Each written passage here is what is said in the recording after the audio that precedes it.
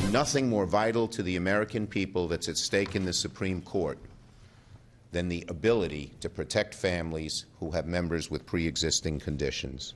We will fight this nomination tooth and nail.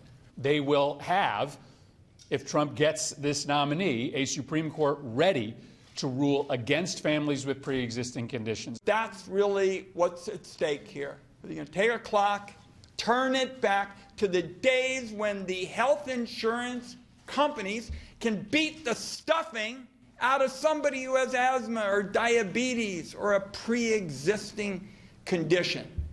I'm in tears.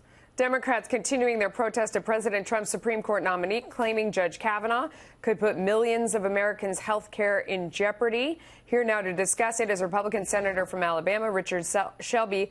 Sir, thank you so much for joining us. I mean, there's kind of nobody, I feel like, is happy with Judge Kavanaugh on the issue of health care. On the one side, you have the sound that you just heard and folks saying, you know, that this is going to be the death of millions coming with this judge. Do you think, first to that side, you think that's the case? Oh, no, absolutely not. That's the Democrats hollering around, probably making up a lot of issues that don't even exist. I think the nomination of Judge Kavanaugh by the president was an excellent choice. I look forward to meeting with him and discussing things as he makes the rounds here in the Senate. But that is an important appointment. One of the most important things that we will do this Congress is vote to confirm Judge Kavanaugh. I believe he'll be confirmed. It will not be without a battle because people are divided in this country. But a viable, conservative, common sense Supreme Court is important to the welfare of all the people of this country. There are other people that criticize him from the other side on health care, and the fact is when he was writing his decisions, he refused to say that Obamacare was unconstitutional. What do you think of that? Well, I had my problems with it. I voted against Obamacare. I voted to repeal it many times, and I would continue to vote to repeal it. I think that's the Democrats hollering, wanting big government, trying to couch it in different ways, trying to scare the American people. We ought to look at the qualifications of this man, which are great, and his record, which I believe is an excellent record, and vote on him.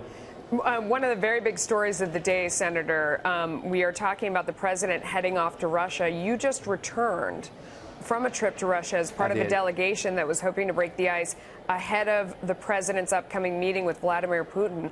What did you learn on that trip? Well, I basically learned that the Russians probably haven't changed any at all. We knew that before they came, but, you know, we try to open up a dialogue with them because that's a lot better than being a total adversary, especially with nuclear powers as we are. My advice to the president, if he needed any, and he probably doesn't need any, would be prepared and be careful with Putin. Putin's smart. He's ruthless. He comes out of the KGB. I met with him one time here in the Capitol a number of years back, and he's going to want a lot, and he's not going to want to give anything. So, what would you want him to give? What would you advise the president to ask for? What does he need to get? Well, I'd like to see him make some resolution, get the Russians out of Syria. I'd like to see some kind of resolution, a positive resolution to the invasion of Ukraine.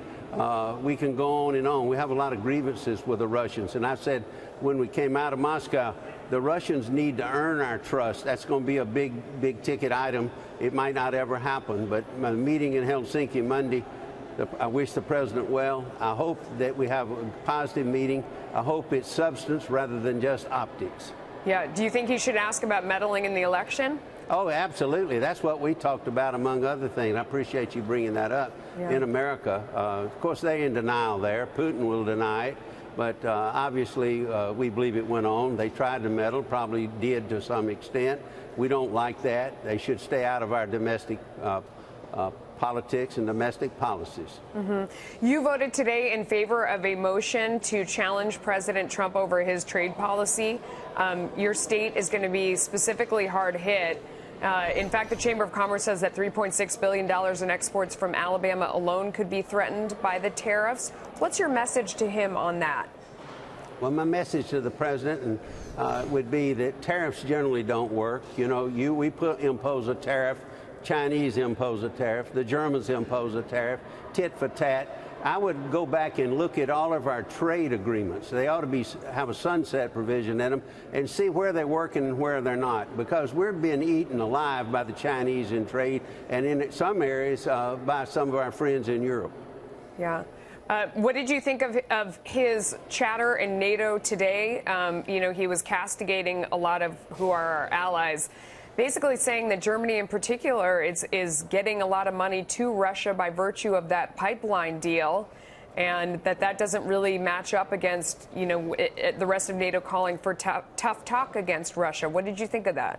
Well, I think the president's spot on. He's spot on about the pipeline. Russia will be selling more and more gas and oil to Western Europe, and they will be dependent on Russia.